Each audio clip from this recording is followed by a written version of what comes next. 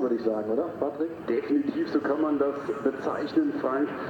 Und das Corvette-Thema würde ich gerne noch auf das Erfolg heißen.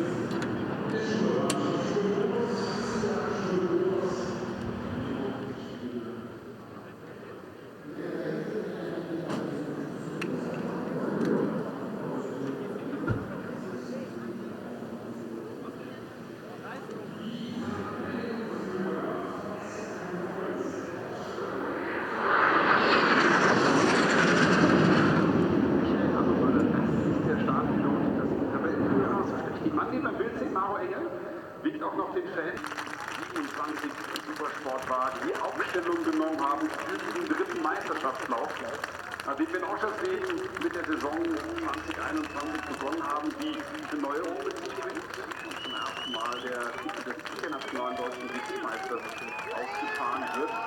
Da haben wir Meisterschaftslauf Nummer 3. Ja, dass da auch Österreicher dabei sind, das weiß Tobi Schimon, der steht bei Nick Zofer, einem der MLS GT Racing Piloten, die jetzt im Porsche unterwegs sind. Ja, und der kämpft hier mit dem Wind so ein bisschen, aber das war...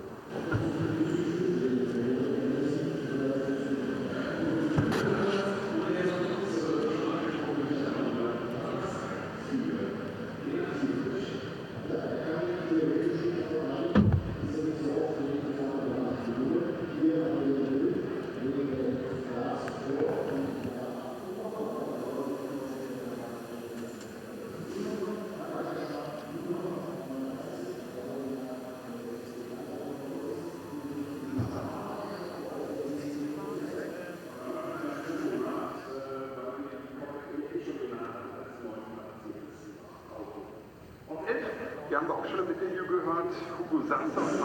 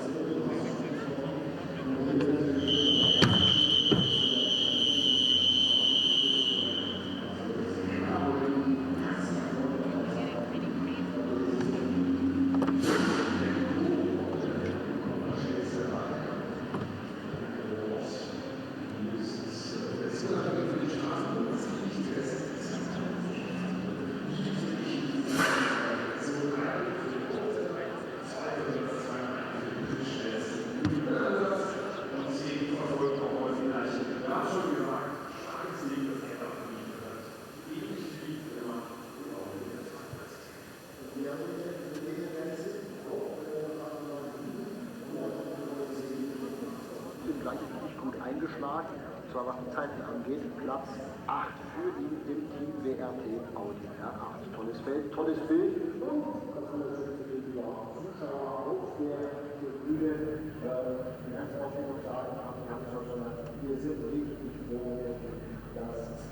Und anzeigen!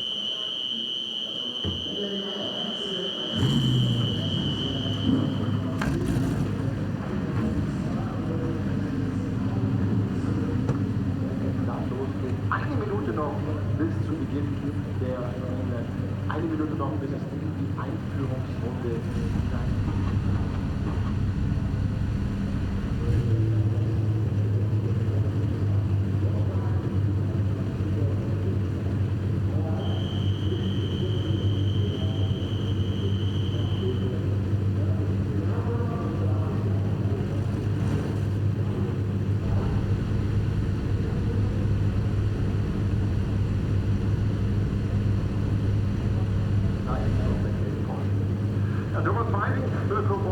Wir haben gesagt, das ist die dritte Staffel. Wir kommen zu Reihe 4 und da haben wir heute gleich den Schweizer.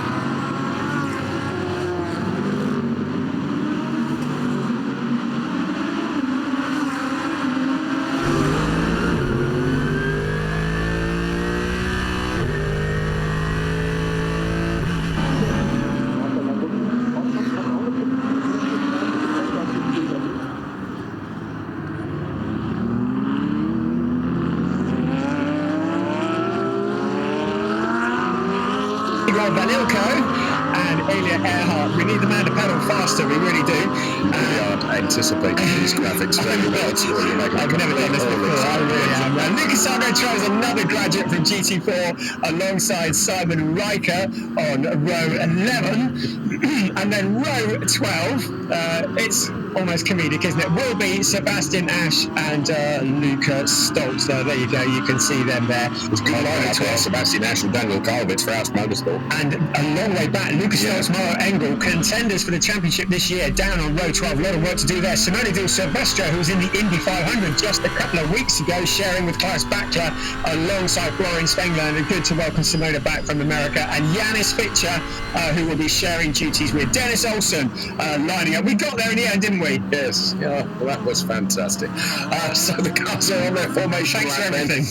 And this is the way it looks at the moment. Matteo Jaminet and Mikael Amamolo on 37 points, as you can see, closely followed by Nick Yellerly and Jesse Krohn, who are about 2 points behind.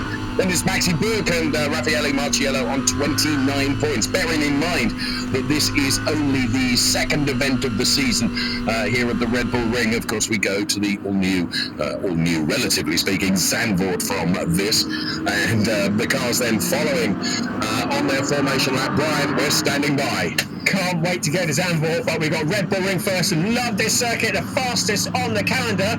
It's 4.318 kilometres around, 10 turns, 7 to the right, 3 to the left. The cars come out side by side, looking wonderful in the sunshine. We are anticipating showers at some point today. We're kind of hoping it's after the racing's finished. We're waiting for those 5 red lights to go off, and very, very shortly, Nick Yellerly will lead them into turn 1. It's Raffaele Marciello who's coming under pressure from Mikael Ammermuller into turn 1. It's Ammermuller, the championship leader, and Raffaele Marciello coming back. The car's going wide. Out over the corner, but it looks like they've all made it. Look at that lead from Nick Yellerly before we've even got to turn 3. Bit of debris flying through the air as well. Bit of contact further back. David Yarn is looking very lively here as well as they reach the ring for the first time of asking. Marciello is able to close the door on charging Mikael Ammermuller as all the cars come through here. What a fantastic fantastic sight this is. GT racing at its best from the ADAC GT Masters. So we complete the first 3 turns, and you're quite right. Nick Yellerly already is checking himself out by 7 or 8 car lengths. You can see David Yarn trying to go around the outside of Mikael Ammermuller. That's always difficult at that particular part of the track. And David Yarn is impressed this year in that number 91 car already, as we see the ADAC Motorsport Audi getting 2 wheels onto the dirt, and he continues to impress, but it looks like Mikael Ammermuller has gotten the better of him. It's Raffaele Marciello who's broken free in second place, but the KOS Team 75 Bernhard Porsche with Thomas Preining at the wheel, which bounces off and just keeps it all going without any damage. On board with the man who did score pole position today, Mirko Bortolotti, but was carrying that 5-place penalty.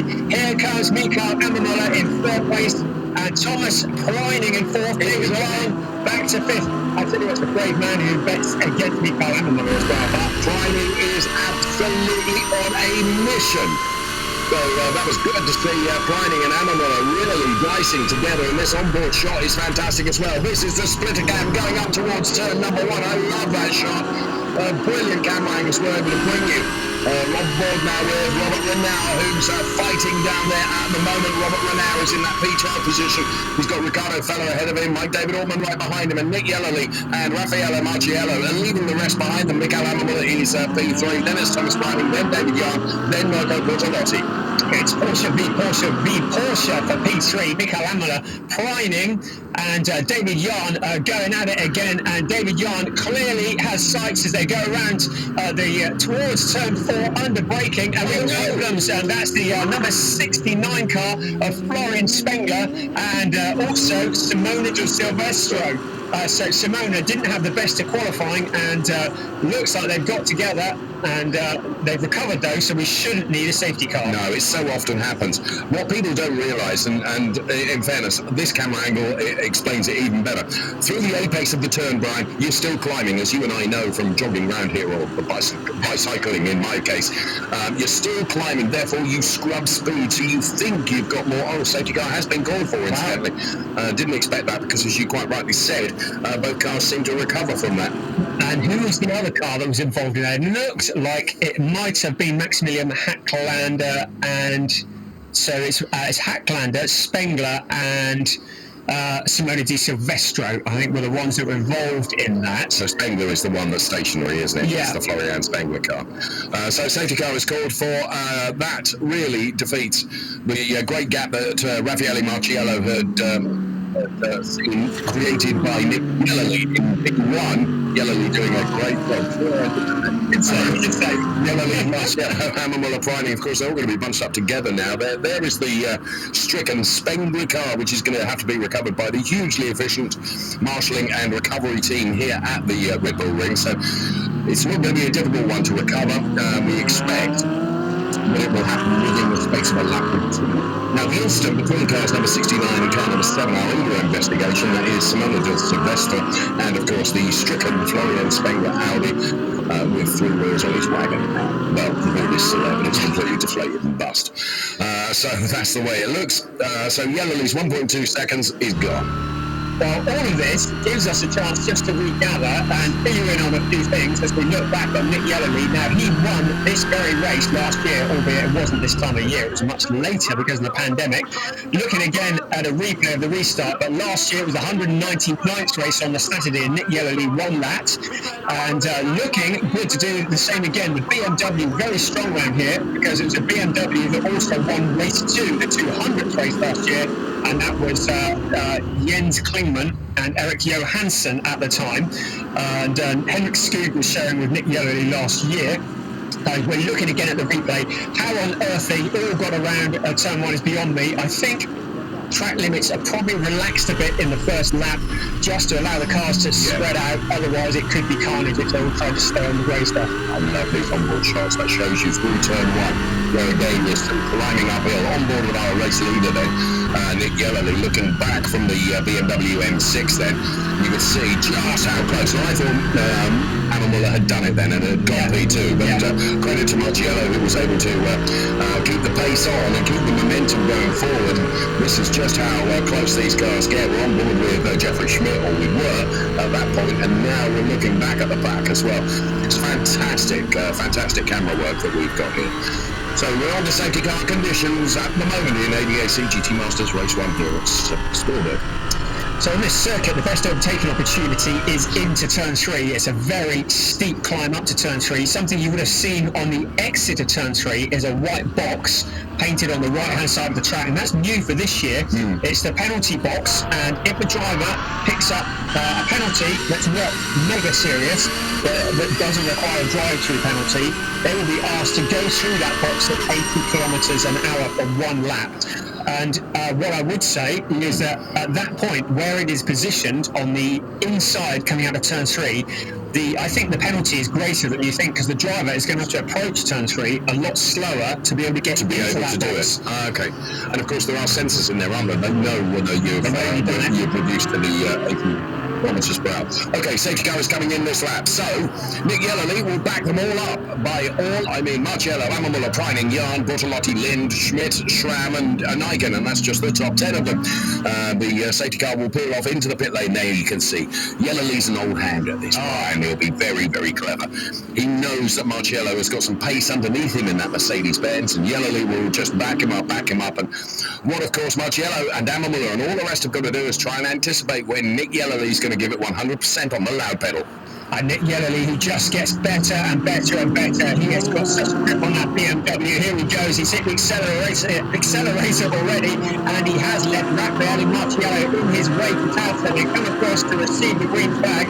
Just to remind you, 52 minutes on the clock, and at 35 to go, there will be a pit window that will open for 10 minutes, and every car will be required to visit the pits and execute a driver change. Mandatory, yeah, thank you. Mandatory pit stop and driver change coming for that 10-minute window. So just to remind you, that is incoming. The clock kept on running throughout the safety car period, so it's still ticking away. Yellerly leading the way. Raffaele Marciello is coming under pressure from our championship leader, Mikael Ammermuller, in the SSR Performance Porsche in third place, and Ammermuller looking very strong. So those three forces all together in third, fourth and fifth. Really looking very strong, and that looks like, is that the Callaway's Corvette that's moving forward? Jeffrey Schmidt at the wheel, and he's made a move past Dennis Lind, that'll be for 7th place. I think David Jahn is under threat here from Mirko Bortolotti. Oh, so one car dips into the gravel there. That will have cost a couple of valuable 100s. Kim Louis Schramm, I think it was. So I was saying that Mirko Bortolotti is really putting the pressure on David Jahn now. We're on board with Robert Renauer.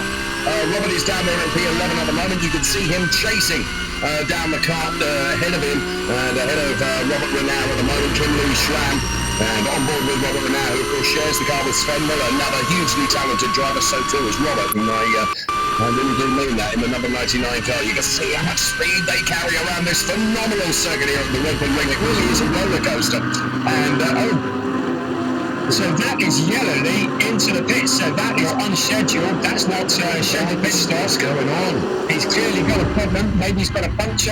It's not in the pit window, so Yellerly in trouble, and you can see the look in his eyes. Absolutely. A mechanical issue or a puncture.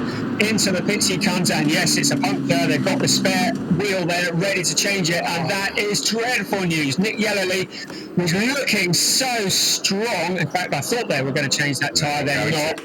And it looks like Nick Yellerly's afternoon is over, and Jesse Krohn, who was going to drive the BP, now is not going to get a drive. We're looking back onto the... That was in the gravel, is it? And that's what's done it. I wonder whether he's overrode it or something has happened in the gravel, because I don't think it was a puncture. Sounded like the engine was at its peak, didn't it?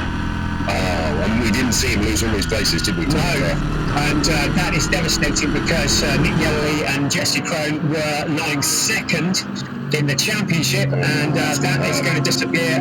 Raffaele Marciello, and who are carrying the number 70 car, now leading the way, and they are contenders for the championship. Looking from Mirko Bortolotti's perspective at David Yarn and Thomas Bryning getting down and dirty with it in front, and Thomas Bryning holding on, and it's still those three Porsches glued together.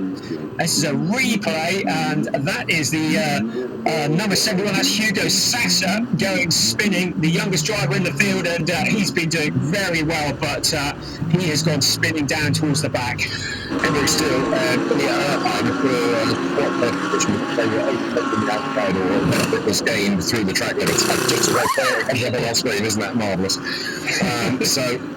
So they're still working on the yellow league car. I don't think it's a puncture, is it? It's something more terminal, isn't it? Yeah, it is. And clearly, he's not responding to whatever they're doing will be preparation for tomorrow.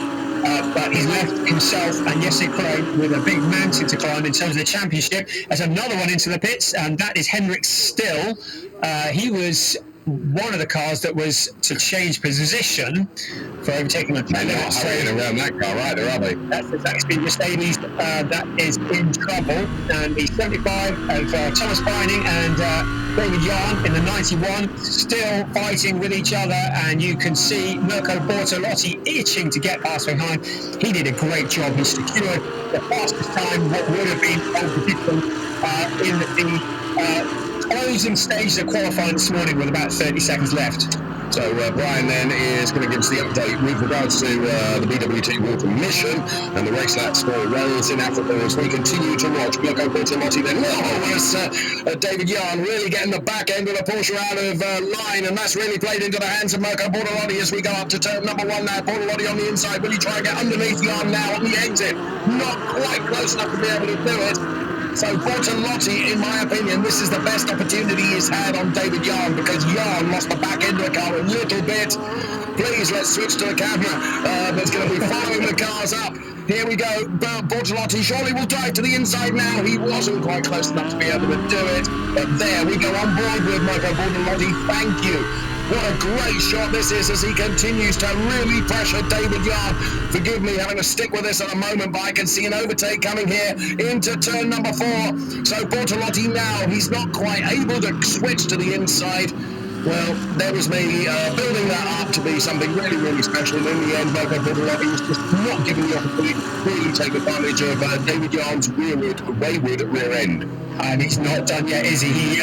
Talking of his wayward rear end, he almost picked up the slipstream in towards turn 3, didn't quite make it happen, but I dare say that there is another attack incoming.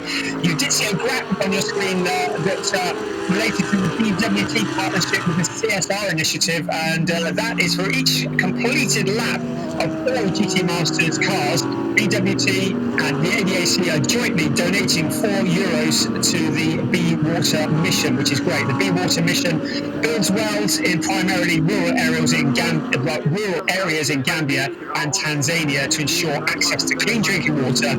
And the campaign is accompanied by a graphic, which you saw on the screen there. Lovely, that Tanzania place. What did I say? Tanzania. Tanzania.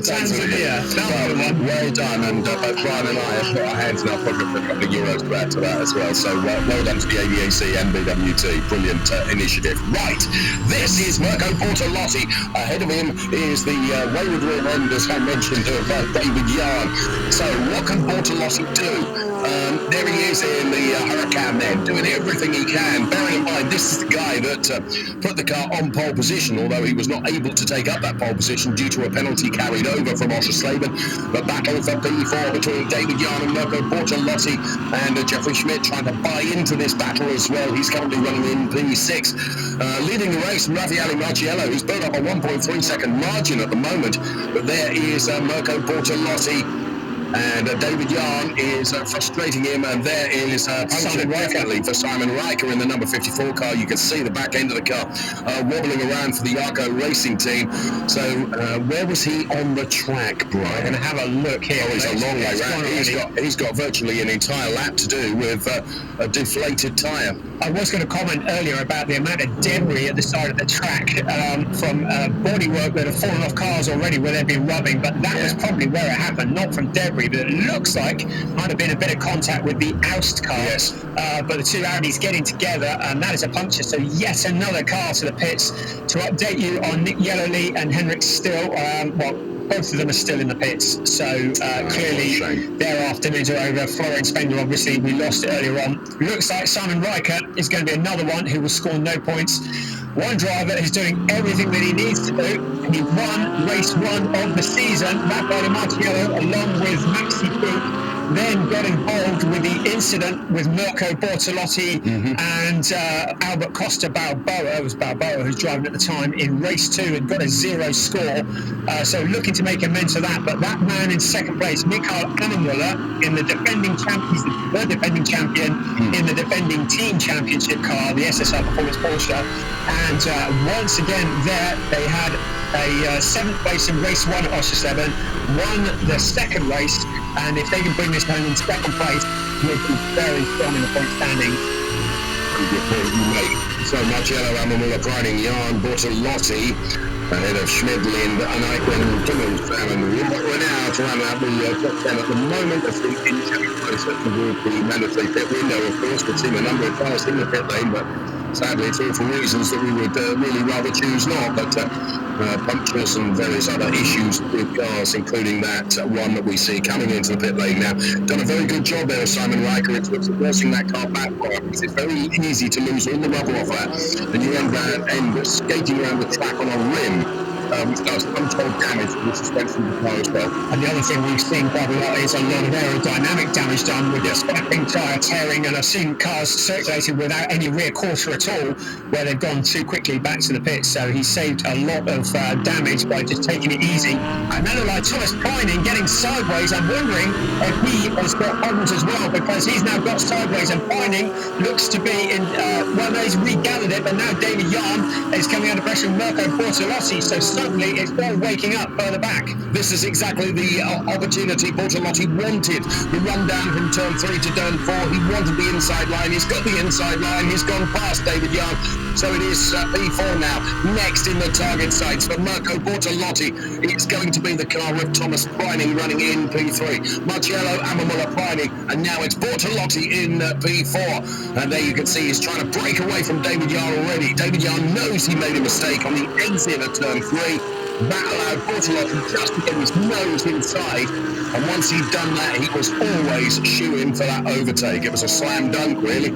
And now Bortolotti, he certainly won't be concerned with the rear view mirror and David Yarn. He will be concerned with focusing his gun on the Thomas Pining car ahead of him. And while all that's been going on, David Yarn, as we look at a replay of that, as Bortolotti finds that passage on the inside, but in all of that, Jeffrey Schmidt in the Callaway's competition Corvette has closed up. Now we saw them getting involved in an incident in race 2 at Oschersleben last time out, looking to make amends for that. The Callaway's competition Corvette, a wonderful bit of kit, makes the ground shake when it drives past. Currently in P6 and putting the pressure on David Yarn. Look how quickly Bortolotti has got right on the back line of Thomas Pining here. Pining not making the same mistake as David Yarn off of turn 3, but Bortolotti is tracking him. He's reeling him in like he's on the end of a fishing rod, for goodness sake. Bortolotti's got the bit between his teeth here, and Bortolotti is targeting, of course, at least a podium potential for him and his teammate. And what's stopping him at the moment? Well, it's the Porsche of Thomas Pining in the 75 car ahead, but he's trying to get the better of. The gap, look, the live gap, 2.5 tenths is all there is between them. You could virtually paint the gap between the two of them. Thomas Pining doing his level best to keep him being and keen, though, and I hope we stay on board with this as we conclude this lap, because the run up towards turn number 1 and then on to turn number 3 is going to be very exciting, because I think Bortolotti is closer now than he's been. So he's got hold of Thomas Pining very, very quickly. He tries to get a slingshot off our final turn here and carry as much momentum as he can into turn 1, Brian. this really reinforces Mirko Bortolotti's pole position this morning, was pole position time, and had he qualified and stayed on that pole position, he may well have disappeared off the road and given Raffaele Marciello something to think about. Here we go, out of turn 1, turn 2, which is more of a kink in the track, which the drivers take flat out. A good opportunity to pick up a slipstream. This is the best opportunity of the lap, and Mirko Bortolotti is looking closer than ever, under braking in towards turn 3, but he still hasn't got what it takes to get past yet. But there's still a long way to go, still another 40 minutes plus one lap of this race. And a drive-through penalty for car number 3, that's Sebastian Ash, for pushing another car. Here comes Bortolotti again on the entry to turn 4, but Thomas Breining knows exactly where to position that Porsche. Thomas Breining, of course, with huge Porsche experience. Huge experience also at the Red Bull Ring. He knows how to play this track. He knows where to put the car to deny anyone. We're on board with the number 77 car of Jeffrey Schmidt, as we see drive-through penalty, as you mentioned there, for Sebastian Ash in car number 3, running way down there in B20, but bearing in mind started way down the grid, didn't he? As Bortolotti now, we go back on board with Mirko Bortolotti, tracking the outside of the KUS Team 75 Bernard Porsche and Thomas Breining. Where can he do it? What he's trying to do is he needs Breining to lose concentration for just a millisecond. That's all he needs. That's all he needs, and he'll be through. Putting that level of pressure on Breining is going to be driving with his mirrors rather than focusing on Mikael Ammermuller up ahead. The Sebastian Ash incident was because he got together with Hugo Sassa, and Sassa spun. Clearly, the stewards think it's a serious incident because they've given him a drive-through rather than going to the penalty box. And we may see the penalty box at some point later this weekend. Definitely on the track there. That's why I'm wondering why we're seeing a spate of punctures. We look again at Mikael Ammermuller in P2, and that amazing battle for third. Thomas Breining, Mirko Bortolotti, David Yarn and Jeffrey Schmidt. They're all close together, and I wouldn't be surprised if Jeffrey Schmidt comes out on top of this, to be quite honest, because he's closing. Jeffrey Schmidt is such a formidable racer. He really is. It's going to be a 4-way fight for P3 before very much longer, and of course we're only 3 minutes away from the pit window opening as Sebastian Ash returns onto the track now, having served his drive-through penalty. Don't cross the white line, he didn't, and he's on his way up the hill now, but of course his race is absolutely compromised, isn't it, because it's less than 3.5 minutes he's going to have to be in the pit lane, or have the opportunity to be back in the pit lane. So Bortolotti then continuing his quest to try and find his way past the Porsche, as we go back on board with Mirko Bortolotti then in the Lamborghini Huracan. Of course, the local team, they want to be celebrating here at the track that is literally a stone's throw, and a very powerful stone's throw, truthfully, from this track. Yeah, and Mirko Bortolotti looking as strong as ever. Now the question is will pit stop strategy come into this? Because the team might decide that he's not going to find a route past Thomas Breining, and they might be premature in thinking that, because he's looking to the outside, back to the inside. He's sold in the dummy and into turn 1, Mirko Bortolotti, but he goes deep, and now Breining is coming back at him. It's a drag race down along towards turn 2 and up towards turn 3. Bortolotti is on the wrong side of the track, though. Breining is going to have the position. Up the hill they go under heavy braking. Who's going to come out in front? I think it's going to be Breining. And Bortolotti holding on for all he's worth, squeezing out to the outside of the track. They run side by side. This could go either way. It's a drag race to the next corner. So Bortolotti with his nose in front. Thomas Breining has got the inside for the corner. So Thomas Breining still, how did he hold on to that position? Bortolotti took too much speed into turn 1, and Breining was able to get that slingshot back at him and take him back up into turn 3. It was pure entertainment. Brilliant driving and brilliant respect between both of them. Yeah, side by side racing at incredible speeds. The big beneficiary, in my opinion, here is David Yarn, who is now right on the back of Mirko Bortolotti. So all of a sudden, Bortolotti is going to try and get past Thomas Breining ahead of him. He's going to be ever conscious of the fact that David Yarn is up his trumpet. And rubbing his hands together with the obligatory invisible soap is Jeffrey Schmidt, who's down in P6, and he has got nobody behind him, not close by anyway, so he has got it all to gain. He can see this unfolding in front of him, and he's ready to jump if anybody gets together. Here we go again, Bortolotti up to turn 1, Breining, keeping it together, but is he going to pick up a slipstream? And is he going to find a route past? And what I was going to say before that all unfolded was I wonder whether the team might use the pit stop to get Bortolotti in and get him back out. Obviously, it'll be in the hands of Albert Costa Balboa. onto a clear bit of track, therefore getting the undercut. But clearly, Bortolotti had other ideas, and that was the cue to launch the attack, really, wasn't it? And I don't think we've seen the last of it. Theoretically, where they are on the track now, Bortolotti could come in at the end of this, because there's only 15 seconds, isn't there, before the pit window opens. Let's see if your strategic call is correct. Bring Bortolotti in now, get Costa in the car and get them out. Let's see. Benjamin Meyer is loving the racing that we're enjoying here at the Red Bull Ring ADAC GT Masters. The pit window is open now. Are they going to bring Marco Bortolotti in? Because he's frustrated behind the car of Thomas Preining. Are they going to go for the undercut here, Brian? You called it as a possibility. And let's see now. If I was team boss, that's precisely what I would do. However, I'm not, therefore they didn't. And I only said it was a possibility. So the pit window is open. Just to remind you, every car will be required to visit the pits within the next 10 minutes to perform a mandatory stop and driver change. There is a minimum pit stop time. And here comes the Callaway's competition Corvette. Also, Kim Louis-Schramm is going to be swapping over with Dennis Marshall. The Corvette will be handed over to Marvin Kirchhofer, the number 77 car, and we can see the view on board. So into the pits they come. They're going for the early stop. The drivers are not allowed to make a tyre change, so this has to be drivers only.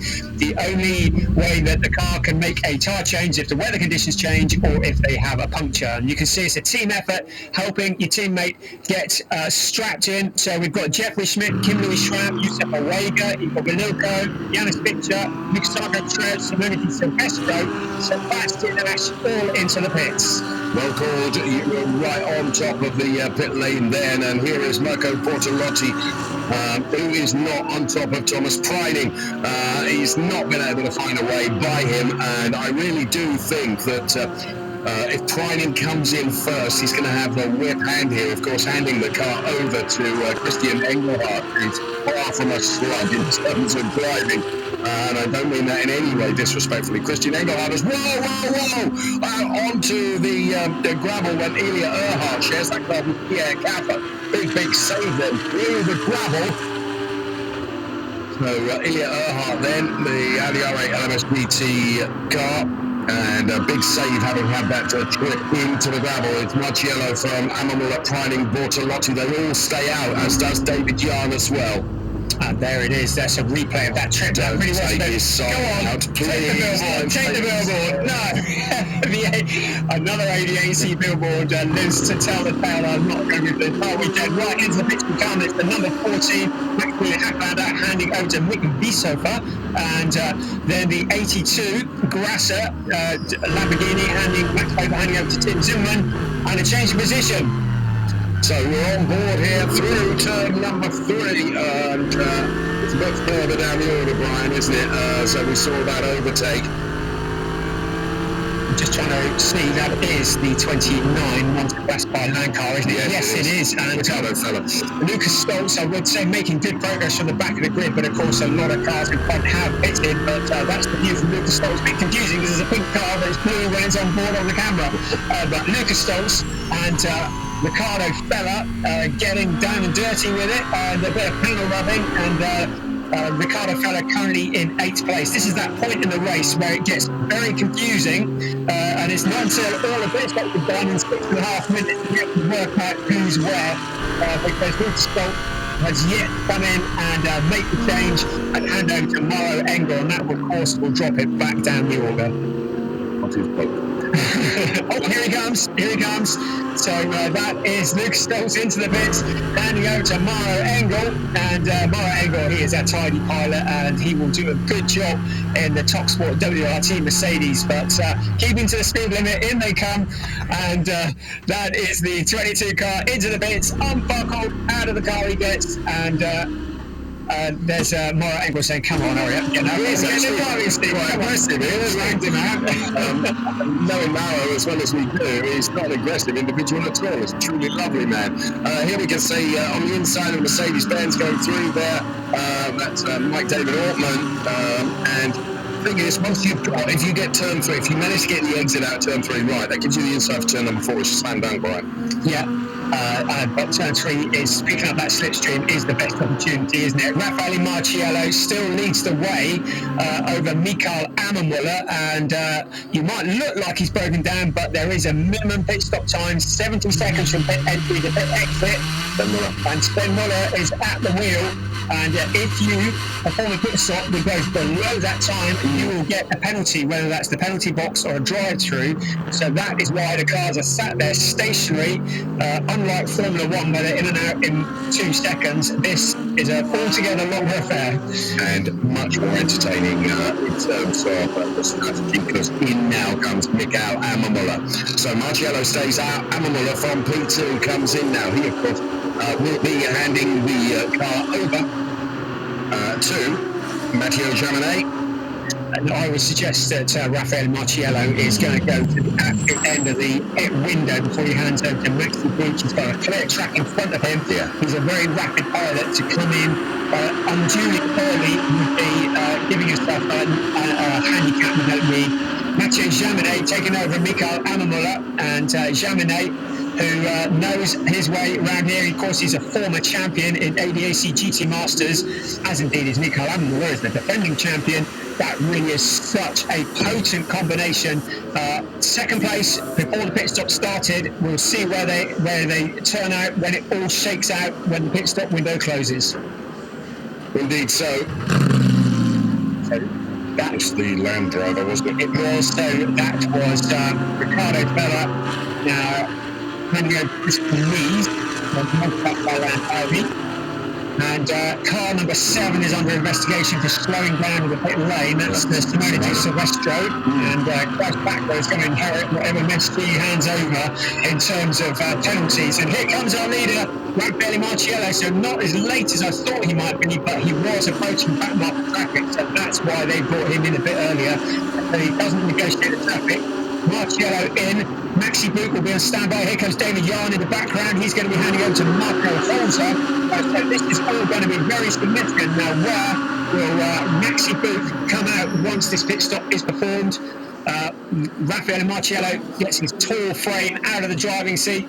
And you saw there that Maxi Buch has to have the seat enhancer, because there's such a difference between Raffaele Marciello and Maxi Buch. Marciello, who I remember in 7-seater days, and unfortunately for Raffaele, probably his sheer height hasn't helped in terms of where his career is, although he's really enjoying himself in GT racing. Right, split screen, Brian. Right, so Matteo Jaminet is currently showing in 7th place because the cars in front have yet to complete pit stops. We want to see where Maxi Buch comes out in comparison to Matteo Jaminet. You can see Jaminet coming here. Buch is on the move. It's going to be close. It is going to be very close. Here comes Jaminet out of turn 14. You can see Buch. They're going to be on a pretty similar bit of track because Buch has to keep to the speed limit. He can now accelerate, having hit the pit line, and it looks as though he should just about be able to emerge in the lead. It's going to be tight, and Matteo Jaminet has not quite made enough to take the lead, but he's got warm tyres. So Maxi Buch has got to get those tyres up to temperature because they've been stationary in the pit lane. Here comes Matteo Jaminet to the outside into turn 3, but Maxi Buch has the racing line. It's all come to nothing. Matteo Jaminet, this is probably his last opportunity before Maxi Buch is back up to full speed, and doesn't look like he can make it stick. What do you reckon? Maxi Buch was just holding on to the inside out of turn 3, wasn't he? Because that's where Jaminet was going to have a go. Jaminet around the outside of turn 4 now. It's a long way around. Maxi Buch squeezes, and that means that it's as we were then, Mercedes ahead of Porsche then. So Maxi Buch and Matteo Jaminet, P1 and P2 effectively, because of course what we need to do is factor in all the other cars that have got to stop that haven't stopped yet. But the Mercedes-Porsche battle, it stays the way of Mercedes. So we've only got 4 cars that haven't picked yet. That's Mirko Bortolotti, Ralph Thomas Pining, who you see in the pits, handing over to Christian Engelhardt and Hugo Sasser. So Sasser's in the pits, So it's just Bortolotti and Uniken, the two GRT Grasser Lamborghinis yet to pit. So this will effectively be the battle for the race lead. And Mathieu Jaminet is not letting Maxi get away, is he? Look at this, picking up the slipstream along past the pits, comes to the inside, goes to the outside, tries to sell the dummy. Nothing happening there, but look how close he is. He's going to pick up a slipstream through turn 2. For sure. Up towards turn 3. And you can see a penalty lap at car 7 because that pit lane infringement. But this is what we're focused on. It's the battle which will be for the lead. Jaminet to the outside and through and into the lead. They almost make contact. It's another drag race towards turn 4. Maxi Book has the inside line into the next corner, so surely he can hold on to this if Jaminet can't edge in front. And in fact, they come under braking, but no, Book looks as though he could just about hold on. Jaminet is a man on a mission. Brilliant stuff. It's on the inside for the next turn. Mathieu Jaminet can stay there and he isn't squeezed by Maxi Book. This could be done. Job for Mathieu Jaminet. Brilliant driving from it. He realised that he wasn't going to get it done at turn number 4, but he stuck with it, Brian. And brilliant driving. Absolutely superb driving. So it's Mathieu Jaminet who takes over what will be effectively the lead of this race very shortly. Maxi Book drops down into second. Christian Engelhardt emerges in third. Now, where did he come from? So Christian Engelhardt took over from Thomas Biding. He's not that far behind, and you can see him there in the background of your shot. Mathieu Jaminet, who will be our new leader because Bortolotti and Uniken are in the pits. And here comes the GRT Grasser Lamborghini with Albert Costa Balboa, who is taken over from Mirko Bortolotti. But he's going to be quite a long way, not as far back as I thought actually. So he is emerging into the lead battle as well. So pit stops have caused it all to close up. And there's a bit of fighting behind because Marvin Kirchhofer is on the inside of Christian Engelhardt. This is all kicking off. Kirchhofer doing a very good job here on the inside there. The number 75 car of Christian Engelhardt. Christian Engelhardt looked absolutely defensive there. I mean, that Galloway competition Corvette, I mean, it is such a powerhouse, isn't it? And through and into what is effectively P4 now. This is great. What we thought was going to be a runaway victory for one particular car, and suddenly we've got about 5 cars in the queue. It's Mathieu Jaminet, but he's got Maxi Book breathing down his exhaust pipe, Albert Costa Balboa, and then Marvin Kirchhofer and Christian Engelhardt with Marco Holzer in there as well. Numerous other battles going on further down. The number 14 car that you see there is under investigation for pit stop infringement. That would suggest that he may have stopped for too short a time and may well have to do a lap through the penalty box. Currently, though, got his elbows out. Absolutely, has got his elbows out indeed. So, well, the order then, as you say, all shaken up by those pit stops. The Bristol Meets Ricardo Feller car looking back now on board. Some fantastic shots that we're able to bring you.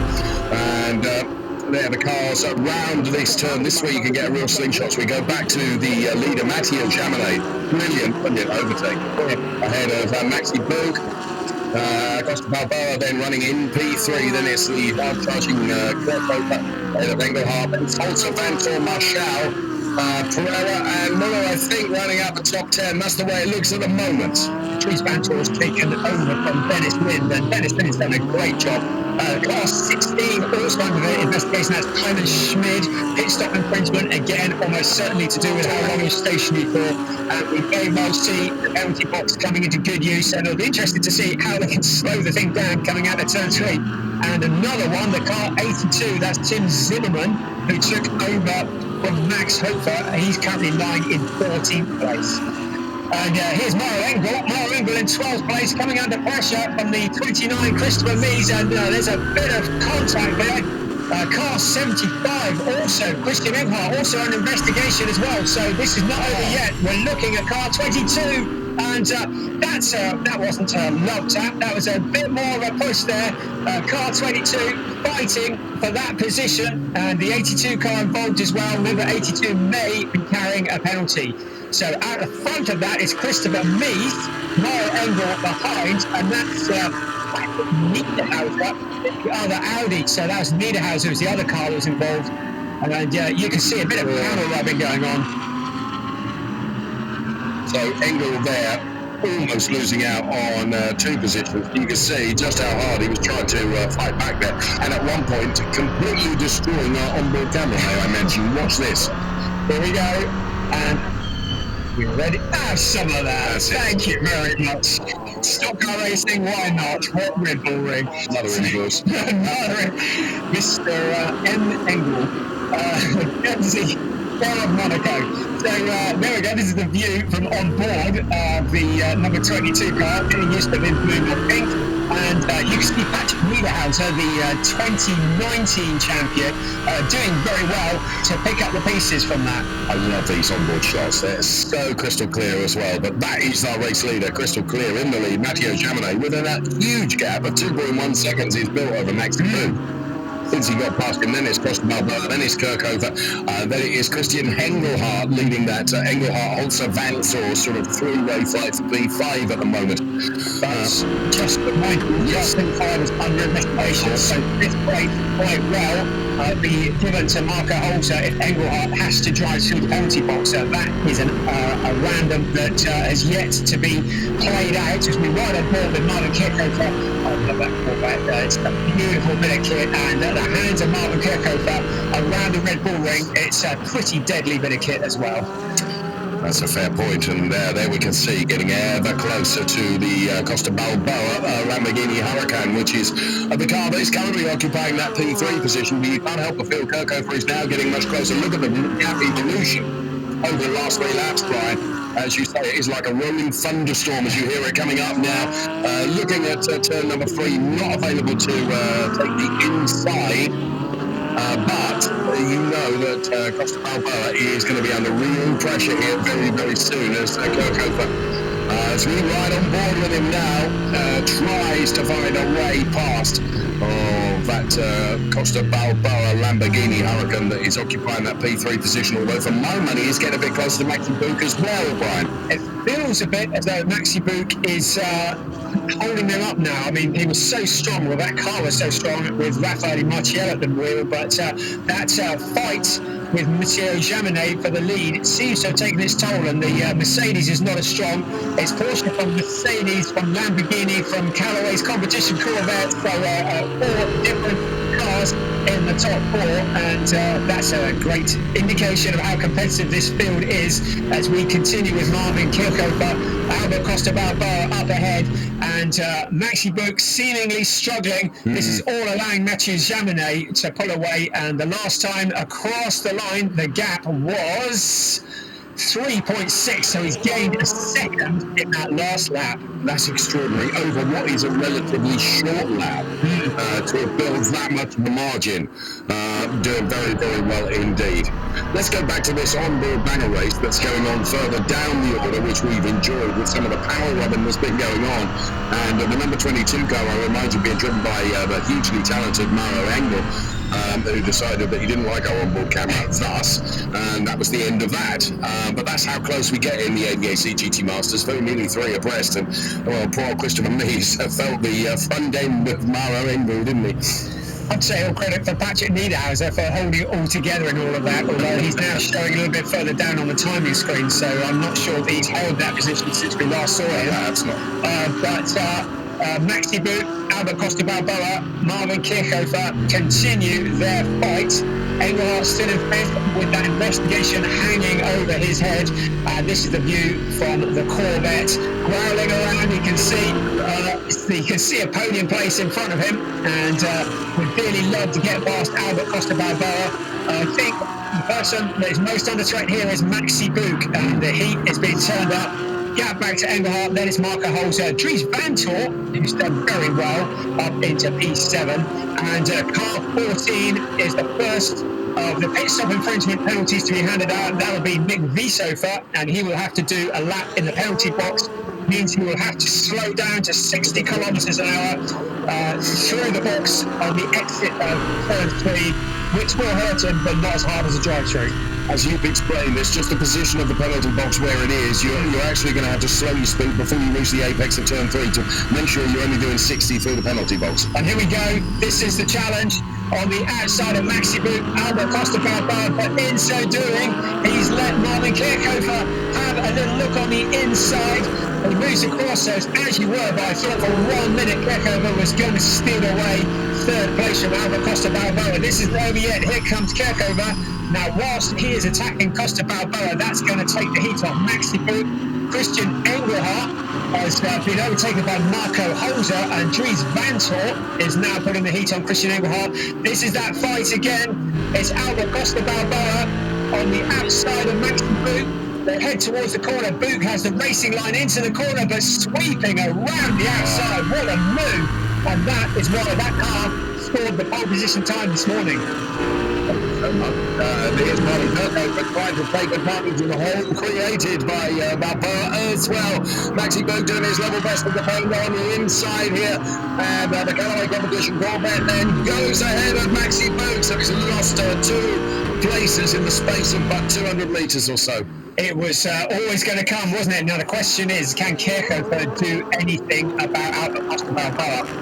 The crowd absolutely love it. The local team from just down the road. Now we have some penalty laps, and one of those is Christian Engelhardt. So that's car 16, which has been driven by Clemens Schmid, Christian Engelhardt, and Tim Zimmerman. So there are 2 Lamborghinis in that, one KOS 275 Bernhard Porsche, and of course Mick Beethoven we knew about already in the MRS TT Racing Porsche. Here we go, great visualization. Engelhardt does that. That must feel so painful. He loses a hatful of places, and that is Sven Muller, who is currently in 10th, so he emerges in 9th, gets back up to speed, and has he lost the place to Muller? Yes, he has. So here we go again. That's Zimmerman going through. And I have to say, I really like the system. It's so much better than drive-thrus, because drive-thru penalties ruin races. And there is Mauro Engel and Christopher Mies. Feels like they've been at it for the entire race, doesn't it? Yeah, it does rather.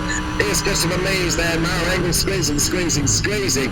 Engel, of course, has got the inside line there in the number 22 car. So Christopher Mies denied.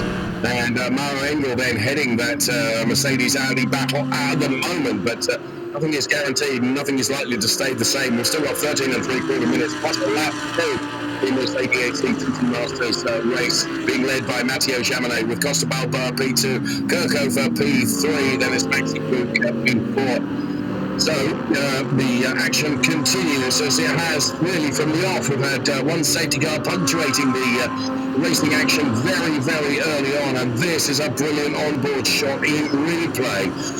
I mean, that was such a good move. Credit to Maxi. Absolutely. Racing room was left for him. Space, and all the way around the outside. I mean, credit to them. Brilliant driving. Delighted in the Grasser team. It's always a bit of a party for them here. I remember a couple of years ago they all turned up in Darth Vader and Stormtrooper costumes for the pit stop, which was hilarious, but they loved the party that is the Red Bull Ring, their home race. Now look, car 70 under investigation for forcing another driver off the track. That's Maxi Book, who is under investigation. Now he's in P4, but this will be the incident that we're looking at a replay of. So the stewards having a close look at that. Did he force a car off the track? That is going to play out, and we will see whether he gets anything for it. Yeah, that's a tough call, if I'm honest with you, because I felt, and we both said the same, that actually space was left, we thought. We'll see. Yeah. Of course, the stewards have access to even more camera angles than we do, so they're able to make the judgment of that. Okay, so now we're on board with Kirchhofer, who's trying to reel in Costa Balboa ahead, and some adjustments being made onto the steering wheel there, you can see. So into turn 1, through turn 1, where it's critical to get to turn 1 nailed absolutely right, and it's a black and white flag for car number 70, so it's a black and white flag for Maxi Boot. That's fair, Brian. It is, because to give them a penalty would have felt a little bit harsh. Black and white flag is a warning. It says, we're watching you. If you do it again, you're going to be in trouble. But there is no actual penalty. Awarded. Now you're looking here at the battle for second place. Albert Costa Balboa and Marvin Kirchhofer. This is not done yet. We've still got 11.5 minutes plus 1 lap of this race remaining, and this is for what order on the podium they stand for second and third, assuming they make it to the end. Then it's Max de Boek in fourth with Marco Holzer behind. Holzer has Dries Vanthoor for company, and Dries Vanthoor is moving forward, so he's been picking off the places bit by bit. The number 32 WRT Audi looking very strong. Yeah, Dries Vant's a real talent, of course. Matteo Jamanet, incidentally, whilst all this has been going on, has escaped up the road with 6.5 seconds pulling here, which is a remarkable performance from that Matteo Jamanet car in the lead of the race from Costa Barbera, who, of course, has really rather got his hands full defending from Kirchhofer. In the meantime, Maxi Burke is having to defend from Holtzler and Dries Vant, Dennis Marshall, Frank Ferreira, Sven Muller and Christian Engelhardt. Those are all the cars that are in the top 10 with, what have we got? Just 10.5 minutes plus a lap remaining. It's flown past, hasn't it? And the SSR Performance team with that Porsche, they're looking to be the first team ever in the history of GT Masters to successfully defend their championship, and they're going about it in the right way. Remember, last time out at Oscar they made that move with tyre strategies. We see Dries Vant look to the inside of Marco Holzer, swaps back and into turn 3, makes that look relatively easy, but Marco Holzer coming back. The good bit about this circuit is you can get alongside somebody, but it ain't necessarily all over. Another drag race in towards turn 4, and car 77 and car 70 must change position for overtaking outside the track limits. Now that's going to be interesting because Marvin Kirchhofer had left Maxi Burke quite a long way behind, so he is going to have to slow all the way down. That effectively takes him out of the podium position battle because he's got to slow to allow Maxi Burke to pass him. So that really is bad news for Marvin Kirchhofer. Well played and well spotted there. That really is going to have a huge impact because Kirchhofer had built up such a margin between himself and Maxi Burke, and now all of that is zeroed, truthfully, because Maxi Burke has got to go back ahead of Kirchhofer, and that is devastating for Marvin Kirchhofer, having done all that work and built up that big gap between himself and Maxi Burke. That was about 2.5 seconds, and he's never going to get that back again with less than 9 minutes of this race remaining. He's still on the tail of Costa Barbera at the moment, but he's going to have to back off not too long. Well, as I understand it, you've got 3 laps to do it. It's the same as if you've shown a drive-through penalty. You know, you've got to take it within 3 laps of being notified. I'm convinced it's got to give the points back within 3 laps of him being advised of that. Yeah. That was maybe my knowledge of the best of, which is never very strong. Whether it was best or worst of. But look at that, Matteo Jamanet, he's just checked out, hasn't he? He has. And when Marvin Kirchhofer backs out of it, he is going to be right in the middle of this battle you're looking at here, because there is a stack of cars all lined up for 4th place, and Marvin Kirchhofer is going to get involved in that. He could drop down the order by just letting Maxi Burke through. Here he goes, he slows down now. He's got to do this really carefully. Now he's got to get back up to speed quickly before Dries Vant comes through. Looks like he's done that, but he's got all that hard work to do again. And Maxi Burke picks up the last couple of podium positions. Now the question is, can Marvin Kirchhofer do anything about that in the last 7 3/4 minutes? Well, you would say on the pace that he displayed earlier on, yes, he will. What he has got to do is, of course, overtake and make the overtake completely legal and fair, and therefore not make it happen outside of the track limits. So he needs to be more careful. Perhaps here comes Kirchhofer then reeling in that car of Maxi Burke, and he's got to do it all over again, and you can just see the pace advantage that the Corvette seems to have over the Mercedes. But this is a relatively short track, Brian. Just 4.3 kilometres here at the Red Bull Ring, so he's got to pick his point perfect, hasn't he? This is it, I reckon. Absolutely. Out towards turn 2 and up towards turn 3. This is where Kirchhofer will pick up the slipstream. He gets to the inside, but that is going to be the outside on the next corner, so under braking, and Maxi Burke moves him, makes that Mercedes as wide as possible, just moves into the side of the track. Kirchhofer really needs to stay there because otherwise Dries Vant is going to be through, and he just about does it. So Marvin Kirchhofer, safety car, so now he might have to give that back. I think that overtake was done just as the safety car was called for, Brian. So this drama intensifies still further. Forgive me, I was looking at the timing screen just as he was going past. And that's why? Yeah, it's because of debris on the start-finish straight. But I'm convinced that he made that overtake stick just as the safety car was called for, which in normal terms would mean he's got to give that position back. Well, yes, it's showing on the timing screens. Kirchhofer is up into 3rd, so it looks like he did just that was in the nick of time, wasn't it? And don't know where the debris came from. It looked like a bit of the monster. No, it's not. It's from a Zaxby Mercedes. So that'll be Konstantin's skull, part of his car anyway, that's bouncing across the track. Yeah, I mean, if you ran over that, it could do a fair bit of damage, so quite rightly to throw a safety car. But with less than 6 minutes of this race remaining, it means that Mathieu Jaminet's massive lead has been wiped out. He will have the very rapid Albert Costa Balboa. We know how quick that car is, on his tail, and the Corvette will also be there as well. This is going to be a dash for the cash, isn't it? It is, and it's not like the race hasn't been entertaining anyway. My goodness me, this is why we love the ADAC GT Masters. Absolutely compelling race action. So on board the safety car, looking back at Mathieu Jaminet, then our race leader. Then it is Costa Balboa. Then it's Kirchhofer and Boog. I'm just looking at the message screen here. Well, that was where they changed position. No, that was what caused them to. That's the penalty. Yeah. So Boog forced him wide on that corner. I didn't think it was that bad myself, but clearly, as you say, they have a better view of it than I do. You can see let's here. have a look here. Yeah, there's a bit of a touch, isn't it? Yeah, that was fair point. Yeah. Okay. So that is why we had that reversal of positions, and that is why Kirchhofer had to do all that hard work again. We have one of the best race directors in the business, that we with Ben Scott, who looks at all the evidence and all the angles and makes informed decisions as well. Jaminet, Costa Balboa, Kirchhofer, we are behind the safety car with 4.5 minutes plus a lap left to run. The disadvantaged person here has got to be Mathieu Jaminet, who built up a huge lead over that, as you've said, the Costa Balboa. The Costa Balboa Lambo, Mikael Ammermuller looks on then, expression of hope, I suppose, for the whatever remaining race laps we get. It's not going to be a lot. I mean, we're probably going to get 2 or 3 at the most. I imagine we're probably going to be going back to green flag next time around. But how much has Mathieu Jaminet and his predecessor, Mikael Ammermuller, taken out of that SSR Performance Porsche, getting it to where it is? How quickly can they get up to speed? How quick is Albert Costa Balboa going to be from what will be slightly colder tyres?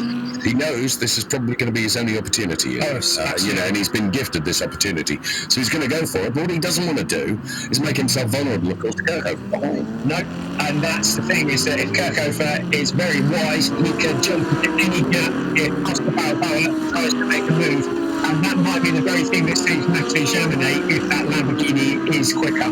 Safety car is in on this lap. So many possibilities. This is going to be a great last 3 minutes plus 1 lap of this race. So the safety car will pull away. Mathieu Jaminet will back the field up and try and get the jump on Albert Costa Balboa. And this is the most important 3 minutes of his weekend by a long stretch of the imagination. So Mathieu Jaminet will need to get this right. So Jaminet then as... there's one of the bollards. It was to do with track limits. So clearly somebody exceeded track limits. Good shot there, friend. Right, Jaminet, when's he going to give it? When's he going to give it everything on the loud pedal? Costa Balboa, of course, trying to anticipate it. So too is Kirchhofer and Boog and Vanthoor and Holzer and Marshall and Pereira and Muller and Engelhardt. They're all trying to do the same. It's one long train of fantastic cars. And then you get the super sports cars. This is ADAC GT Masters. You can, Balboa is just on that throttle pedal, isn't he? Just waiting for Jaminet to give it some. So it's the calm before the storm, because any second now Mathieu Jaminet is going to hit the accelerator. Costa Balboa will try and anticipate it, and he's done all right there. Yes, I agree. He's gone. So Mathieu Jaminet, he's got a bit of a gap, but Costa Balboa didn't let him get too far away. Having Kirchhofer close behind, and also Maxi Boog. Any one of these 4 cars could actually win this race. Now look at this, the battle for second. You can see Costa Balboa weaving slightly into the corner. This is allowing Mathieu Jaminet to pull away, because Costa Balboa is already done defensively. So this could be a tremendous finish to the race then. We have 1.5 minutes plus 1 lap to do. So as you rightly said, it could be a 4-way fight, couldn't it? So on-board shot then, as we can see, the number 22 car, Maro Engel, It's Christian Engelhardt in the number 75 car, but his on-board shots are fantastic. And there you can see Matteo Jaminet he's not in a safety position from Costa Balboa. I thought Costa Balboa would really come under pressure from Kirkover, but those three were broken away a little bit from Max Pook, and there's a whole train of cars behind them. Yeah, there's a lot of action behind it. Dennis Marshall looked like he's getting a bit mugged into the corner. Frank Pereira's in there as well. We saw Sven Muller succumbing to Christian Engelhardt. That is Frank Pereira and Dennis Marshall together. Marshall showing in 7th place and doing all that he can to hold that GRT Grasser Lamborghini behind. We're into the last 30 seconds of timed racing. We've got one extra lap after that, and then this race will be over. So still lots of positions to be up the ground. Jaminet leads the way. By my reckoning, I think they're going to cross the timing line to give us 2 more racing laps, Brian. But I might have got that horribly wrong. I think you're right. I think you're right. So 2 laps between now and the checkered flag. Jaminet looks to have carried on exactly from where he left off. Costa Balboa looks to be under pressure from Kirkover. I agree.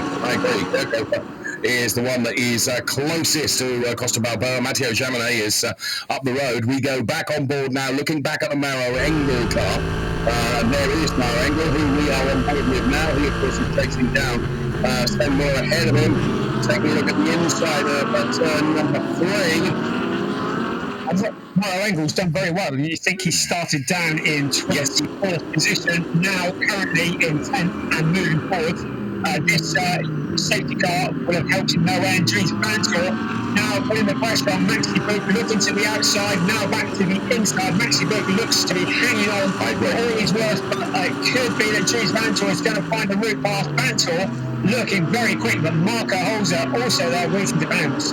So Dries Vanthoor then versus Maxi Book in the big Mercedes-Benz ahead of him. Dries Vanthoor there in the WRT car then with Maxi Book ahead. Book at the moment is okay because Vanthoor's really well off foot, depending from Marco Holzer. So Holzer then is pressuring Dries Vanthoor. Just with a look at the inside there, it's Audi versus Porsche versus Mercedes, if you want to include Maxi Book into that as well. So when the leading drivers cross the timing line, it will be the +1 lap before the end of this race. As they start the last lap now, Matteo Jaminet, Costa Balboa, Marvin Kirkover, your voice is Brian Oliver, he'll bring you the last lap in full. Maxi Brooks to the back of his car step out there. I think the rear tyres on that Mercedes is absolutely cooked. It's going to be all that he can manage to hold off Dries Vanthoor in this last lap. Vanthoor can see that the back end of that car is loose, as can Marco Holzer. And so it is Mercedes versus Audi versus Porsche. And there is Dennis Marshall and Frank Pereira also getting involved. There are valuable points to be grabbed here. All the drivers know that. They're so packed up together. Our leader, though, Matteo Jaminet, looks to have this one absolutely done and dusted. Second place, Costa Balboa. He's holding off Kirkover. Still, they fight behind Maxi Book, Dries Vanthoor, Marco Holzer, Dennis Marshall. That was the view. Frank Pereira there. So Frank Pereira has got past Dennis Marshall. That is for 7th place. This is action all the way down the field. So Frank Pereira in the number 19. Staring at the back of Dennis Marshall. Sven Muller is in there as well in the Precoat Herbert Porsche. And then Maro Engel in 10th place. A great drive from the back of the grid. The rest of the field comes streaming through. We're in the closing stages of this lap. The number 71 car, that's Max Paul. He's got damage. It looks like bodywork that's rubbing. He's going to be doing all that he can to hold on to the end because he is further back. Here we come, though, out of the final corners. Matteo Jaminet, who crosses the start-finish line to win race 3 of the season. It's Albert Costa Balboa in 2nd. Marvin Kirkover in 3rd. Maxi Book 4th. Dries Vanthoor 5th. And then Marco Holzer, Frank Pereira, Dennis Marshall, Sven Muller and Maro Engel bringing out the top 10. What a fantastic race. Loved it.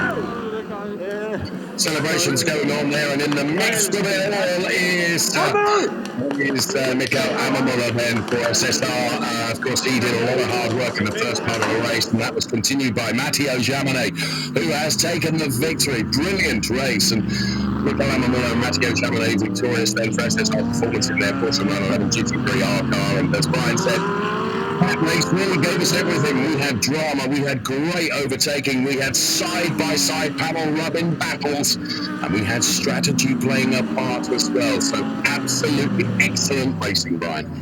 we've had 3 very different races this season, and they've all been fantastic. If this is what we're going to have to deal with for the rest of the season, it is going to be, we're going to be at the end of our nerves by the end of it. There are 14 races of it. There is the classification. Mikael Ammermuller, Matteo Jaminet for SSR Performance, taking that first place ahead of Mirko Bortolotti and Albert Costa-Balboa, Jeffrey Schmidt and Marvin Kirchhofer bringing up the top 3. Then it's Marcello and Buch, Linton Bantor, Jan and Holzer, Enrique Pereira, Schramm and Marshall. You can see the rest of the places scrolling through on your screen there. Pure entertainment, but the SSR Performance Porsche looking very, very strong. And in the defence of their title, I don't think I've seen a Power Bench get to off with such a strong car. Strong start, as this has a strong start as well. So, Matteo Jaminet and Mikael Ammermuller for a strong start.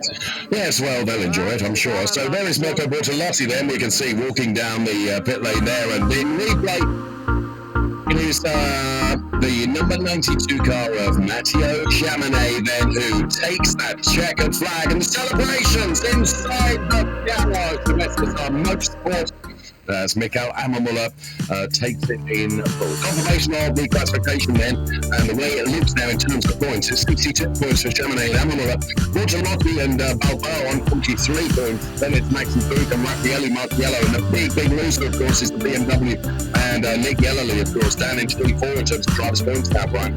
Yeah, coming into this race, Nick Yellerly and Jessica Krohn are only 4 points off the lead of the championship, and now they have lost a lot of ground, so they're going to have to work, and they're going to need some bad luck to befall that car there, the SSR Performance Porsche, if they want to get back into the reckoning, because the 92 car so strong in the first 2 events of this, your first 3 races of this year. Of course, we're back again tomorrow to do it all again, and will be very interesting to see how they get on. This man here will be qualifying the car tomorrow morning, yes, and Mikael Ammermuller will be taking over. So Matteo Jaminet, he's pretty useful in a race and in qualifying, and he's got the work to do for the next race. There's Mikael Ammermuller, and I do believe he's smiling under that mask. Oh, yes. Yeah, well, to be fair, they've both done an exceptional job, haven't they?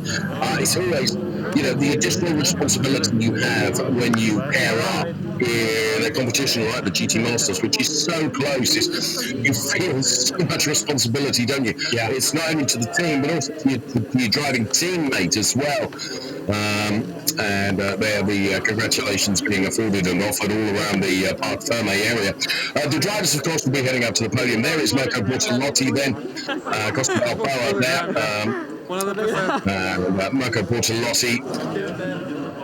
And there you can see Mikael Ammermuller and Matteo Jaminet having their continuing their conversation and posing for the photographs now, which is always good to see. The ADAC GT Masters Race 1 done, and well done, Mikael, making sure that Matteo looks presentable. I say that's most important.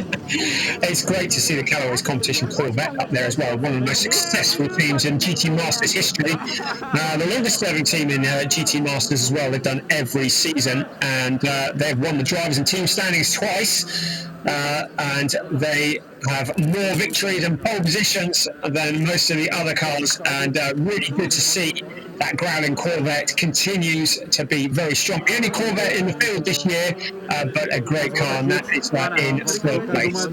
Albert Costa Balboa bringing home a trophy for the local team, GRT Grasser, sadly minus the Stormtrooper costumes this year, but nevertheless, 4 Lamborghinis. How much you like those costumes. I have to tell you, 2019, they came into the pits, we had Darth Vader waving them in to pit lane with a lightsaber, and then Stormtroopers on every wheel. Fantastic. And we were trying to actually commentate on the pit stop, we were just laughing instead. And that's the party atmosphere that GRT Grasser bring. And they've done all right, haven't they? 2nd place, that's a lovely suit. You look nice in those, that suit you in. Thank you so much. Jaminet, Costa Balboa, Kirchhofer, Buch, Vantor, Holzer, Pereira, Marshall, Muller, and Engel then in the second part of the race, rounded out the top 10 as I'm trying quickly to divert attention away from my dress set. And there, My mask is broke. Balboa and Mirko Bortolotti, masks on, of course, be heading up to the podium in due course once media duties are completed. And, of course, more than ever before, media focus on the ADAC GT Masters. Extremely strong for 2021. So of the local team, it was ADAC Motorsport who was the highest GRT Grasser Lamborghini in second place. Frank Pereira brought home another one in 7th. Tim Zimmerman, despite that bounty, came home in 14th place. And Conan Schmidt in 17th. So reasonably successful day for all of the Lamborghinis, penalties notwithstanding. Penalties notwithstanding. Good that you mentioned that. You see how busy it is down there in the pit lane then as the cars are in park firmly, top 3 that is. And all the drivers will be hustled up to the podium here at the Red Bull Ring, where of course you have not got long to wait for another thrilling ADAC GT Masters race, which will come tomorrow. Taking P3 then in the Corvette C7 GT3 RF Callaway competition, and taking that excellent P3 race. P2 for Mirko Bortolotti and Costa Balboa, even though we still see the number 77 car, the graphics for the number 2 car, and taking the win is Matteo Jamanet in the number 92 machine with Michael Amamura. So here is the second place car, Mirko Bortolotti and Albert Costa Balboa for the GRT Grasso Racing Team. Thumbs up as he crossed the timing line, and taking the win then we will see in super slow-mo this car didn't perform well, the SSR Performance 911 GT3R driven by Michael Amamura and Matteo Jamanet. And what a display it was. I would say almost dominant. It looked like they were going to start from pole position until the red flag came out during qualifying. That adds to their win last time out at Oschersleben and a 7th place in race 1. Mirko Bortolotti and Albert Costa Balboa, they got a 2nd place in the first race at Oschersleben last time out, but of course were involved in that incident with one of their main championship rivals, Maxi Buch, in the rain, and that is why Albert Costa Balboa started this race with that penalty. But they are well in the championship hunt. Costa Balboa and Mirko Bortolotti looking very strong this year. But who is going to be able to stop the SSR Performance team, because they are on a mission? Yeah, very much so. So we are in the podium assembly area now. It's like a departure lounge, actually. Departure before you make your way out onto the podium. Pointless listening in because I can't understand what they're saying. So, I'd love to be able to understand some of the conversations that are going on there. Some shots being shown of Michael Amamura celebrating with Michael Amamura and Matteo Jamanet that we're waiting for in this said assembly area before the drivers will be taken out onto the podium. Steps 3, 2, 1 accordingly, of course. And congratulations still being offered all around. And Jeffrey Schmidt there and Marvin Kirchhofer.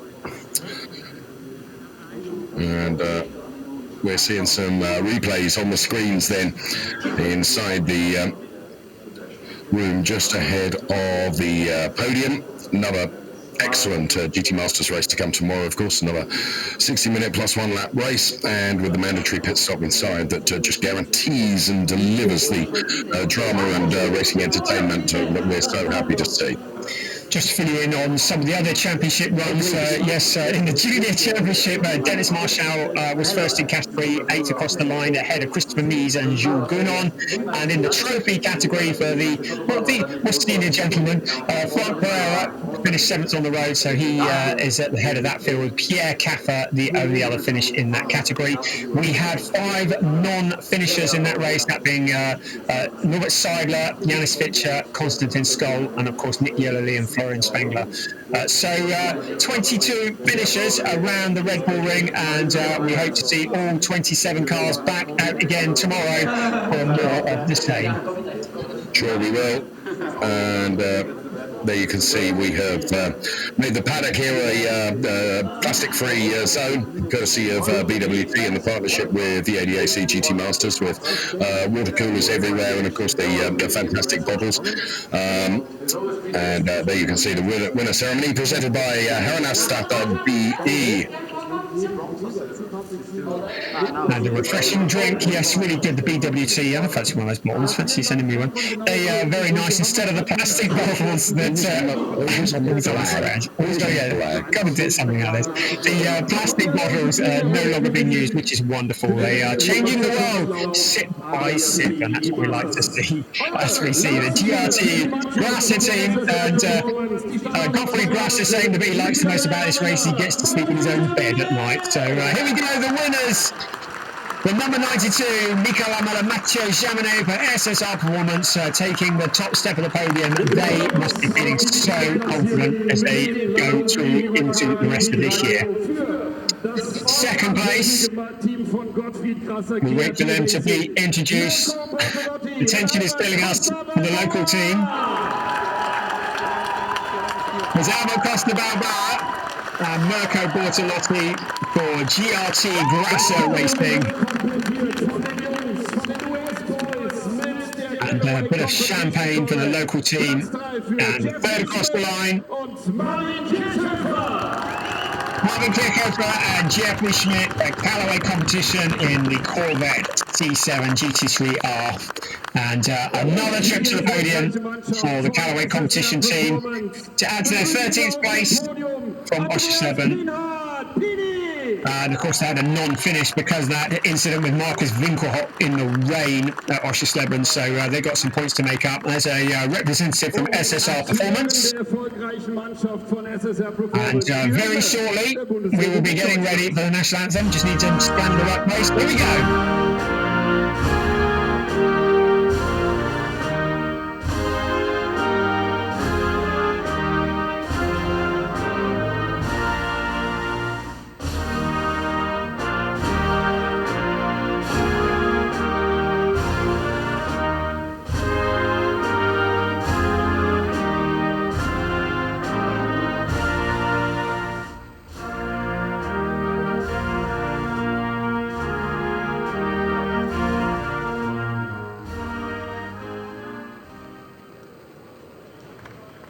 Well, that was a faithful ride home about as the national anthem is concluded. Time for the trophy presentations then. Here in the Red Bull Ring. And great trophies, wooden plinth with a Red Bull, or gold bull, mounted on top. Red Bull with a red backside. Of the good ends, and then the ADAC sport president making the trophy presentations. Really, really lovely trophies you always get here at the Red Bull Ring. They've always been renowned as being lovely pieces. Yeah, you wouldn't refuse one of those on no, you certainly wouldn't. Absolutely beautiful. No, they are really nice, nicely crafted. And third place being presented the Callaway's competition team, and the bottles of Schumacher champagne on the podium as well, which is one of Ralph Schumacher's lines, I understand, doing the champagne. So, as opposed to, well done, Ralph. So, they're the... I'd like to try that. Maybe they should send me a bottle. No. Blagger Oliver alongside me here. All the drivers then get together for the photographs, and in the points classification then 62 points ahead of 43 for P2 for Costa Balboa and Bortolotti. Buca and Marcello 1 point behind on 42. Of course, what it does mean, it drops Nick Yellerly and Jesse Crone down the order look to P4. Really hurt, hasn't it? Campaign celebrations ongoing then as SSR Motorsport take us a fairly serious glug of that, to be honest with you.